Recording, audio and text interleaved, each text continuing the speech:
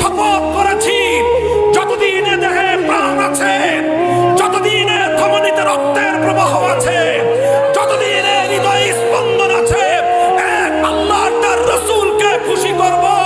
এতে সারা দুনিয়া যদি নারাজ হয়, সারা দুনিয়ার কাউকে পরোয়া করবার সময় আমার না। এই মিয়া, একটা রাস্তার টোকাই মসজিদে এসে 10 টাকার চুরি করে, ওই চোরের বিরুদ্ধে আপনারা যেরকম অ্যাকশন নেন, গোটা দেশের সম্পদ শত শত কোটি টাকা, হাজার হাজার কোটি টাকা চুরি করে গোটা দেশটাকে যারা দেউলিয়ায় পরিণত করে, তাদের বিরুদ্ধে কি করেছেন? তোমরা আমাদের ইজ্জতের উপর আঘাত হানো, তেমন কিছু বলবো না। তোমরা আমাদের স্বার্থ জলাঞ্জলি দাও, তেমন কিছু বলবো না। কিন্তু আমাদের ঈমান যদি কেউ কেড়ে নিতে চায়, ঈমানের দুশমনদেরকে এক চুল পরিমাণ ছাড় দেওয়া হবে না। যদি তাওহীদের পক্ষে কথা বলবার অপরাধে মামুনুল হকের কণ্ঠ স্তব্ধ